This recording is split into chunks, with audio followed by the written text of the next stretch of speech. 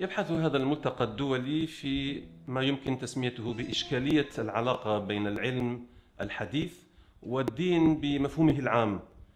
لماذا هناك إشكالية، أو لماذا يمكن الإشارة إلى هذه العلاقة بالإشكالية؟ لأن فلاسفة العلم والمفكرين الدينيين تفطنوا إلى أن العلم الحديث بمنهجيته الجديدة وبما يقدمه يطرح إشكالية بالنسبة للدين. ما هي هذه الإشكالية؟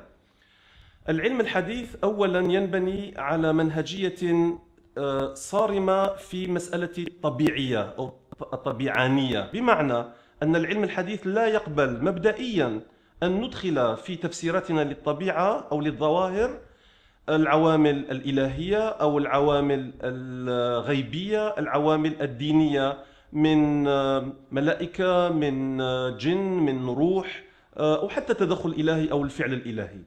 هذا لا يعني بالضرورة أن العلم الحديث يلغي الله أو يرفض وجود الله، ولكن يرفض أن تكون التفاسير العلمية مرتبطة بعوامل غير طبيعية. هذا أولاً. ثانياً، الإشكالية الثانية هي أن بعض النظريات أو بعض النتائج التي أتى بها العلم الحديث، منها نظرية التطور البيولوجي مثلا، نظرية تطور الإنسان من مخلوقات سابقة إلى آخره، بعض النظريات الكوسمولوجية الكونية التي تحاول أن تثبت أن الكون لم تكن له بداية، أو أن الكون ليس موحد، هناك تعدد الأكوان إلى آخره، بحيث أن فكرة الخلق، فكرة البدء إلى آخره تختفي من النظريات. هذه من الواضح أنها تشكل تحديا نوعا ما للديانات بشكل عام.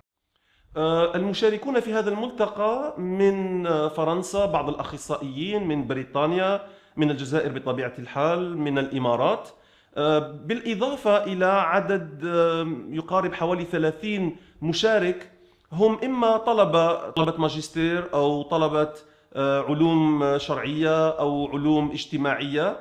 تم اختيارهم بعناية بعد أن قدموا أوراقا مختصرة بضعة صفحات يشرحون فيها وجهة نظرهم في هذه الإشكالية، حتى نتأكد أن المشاركين لهم مستوى معين ولهم خلفية في الموضوع. لا أريد أن أخوض في المنطلقات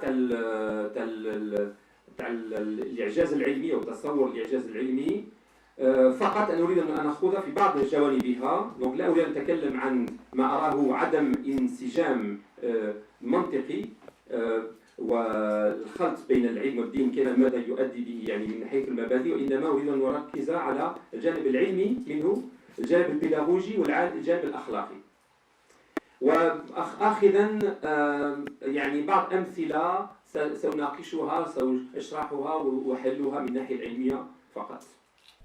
Qu'est-ce qui a circulé de toute la production scientifique des pays d'islam vers l'Europe? J'ai parlé de la Chine, j'ai parlé de l'Afrique subsaharienne, il restait l'Europe. Pourquoi l'Europe? Parce que c'est l'Europe qui a été la plus grande héritière du savoir et de la technologie produite ou développée en pays d'islam, où la science des pays d'islam a été un relais du savoir des autres, et donc cela ajoute une dimension à la fois internationale et universelle de la science, qui n'appartient pas uniquement à un espace culturel donné, mais c'est un relais qui est toujours donc actif. Il y a eu des relais passifs, c'est-à-dire qu'on récupère des savoirs et on les protège, on les nettoie, on les astique, on fait des reliures, on les met dans des bibliothèques.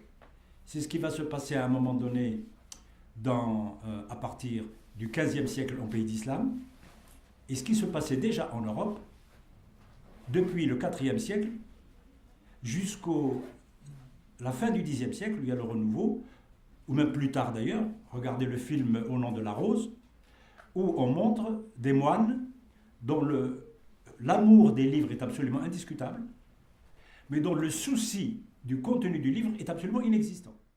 Le titre, en fait, c'est « L'univers est-il fait pour l'homme ?» parce que vous allez voir que les débats contemporains sur la cosmologie remettent la question du sens de la présence de l'homme dans l'univers sur le devant de la scène. Alors, quand je dis l'homme, c'est bien évidemment l'être humain, parce qu'une fois, on m'a fait une remarque en me disant « Et la place de la femme dans tout cela ?» Donc, c'est l'être humain, l'insan. Et quand le découvreur du Tiktaalik l'a montré dans son école de son maternelle, et a demandé est-ce que c'est un poisson ou est-ce que c'est un reptile? Et il y a un enfant qui a dit ah ben c'est un peu des deux. Bah oui, c'est-à-dire que même un enfant peut voir qu'effectivement c'est ce qu'on appelle un fossile de transition ou un chaînon manquant, puisqu'il a des épaules, il a un cou, il a une tête plate, mais il a une structure qui est encore extrêmement proche du poisson, et ses protomembres sont moins évolués que ceux de l'Archantosteca que je vous ai montré avant. Harun Yahya lui-même, le fameux créationniste turc qui a inondé entre autres les écoles en France, mais je suppose aussi en Algérie, avec un gros livre rouge qui s'appelle l'Atlas de la création, qu'il a publié dans de nombreuses langues. Vous voyez, pas le moindre fossile prouvant l'existence d'une créature moitié poisson, moitié amphibien n'a jamais été trouvé. Bon. Quand vous lisez ça, et si vous le croyez, ben après vous tombez sur toute la série des fossiles, et évidemment la personne qui arrive avec ses idées est ridiculisée. Je crois qu'en ce qui concerne l'évolution, il faut d'abord clairement séparer l'idée d'évolution de l'explication de cette évolution, comme il faut séparer le fait que la Terre tourne autour du Soleil, par exemple, d'une théorie newtonienne ou einsteinienne pour expliquer le fait que la Terre tourne autour du Soleil. Si on fait cette séparation qui me paraît essentielle et qui n'est pas faite des fois ni par des créationnistes, chrétiens ou musulmans, ni par des darwiniens athées pour qui Darwin, toutes les théories de l'évolution ne peuvent être que dans un cadre darwinien.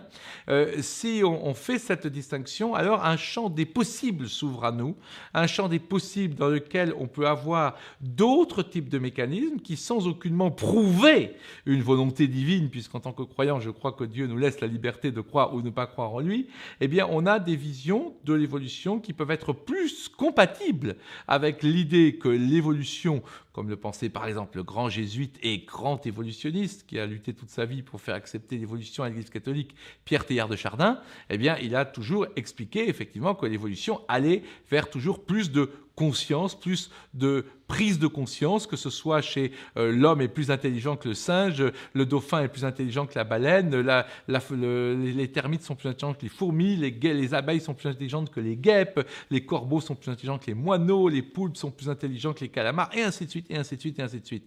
Donc on peut avoir une vision vraiment de l'évolution comme cette grande poussée, en quelque sorte, vers l'intelligence, qui bien sûr se maximise et se réalise pleinement que dans la personne humaine qui est justement capable de s'interroger sur le sens de l'univers et de chercher la divinité.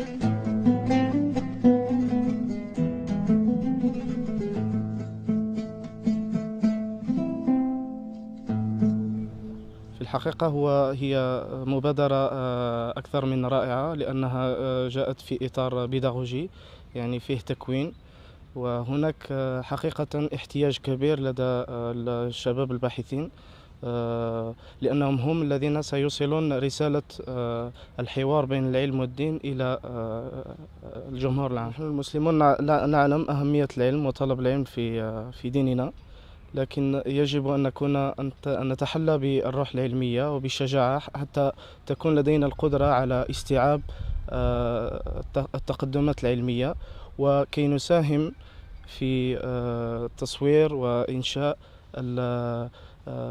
النتائج الفلسفية والتقنية للعلم الحديث، لأن هناك مشاكل كبيرة يعيشها الكوكب وتعيشها الإنسانية. الحوار عنصر رئيسي. Le dialogue est un facteur décisif de notre temps. كيف تلتقي الحضارات، كيف يكون التعايش السلمي بين الأديان، لا يمكن له أن يتأتى إلا بالحوار، والحوار يقوم على l'acceptation de la différence، يعني أنني أتقبل الآخر، على التسامح الديني، la tolérance، وبأنني لا أمتلك الحقيقة المطلقة، يعني لا أدخل في الحوار وأنا أقول بأنني صاحب الحقيقة أو مالك لهذه الحقيقة. هكذا يمكن أن يؤتي هذا الملتقى وملتقيات آتية إن شاء الله نتائج طيبة ومثمرة لمستقبل العالم الإسلامي إن شاء الله.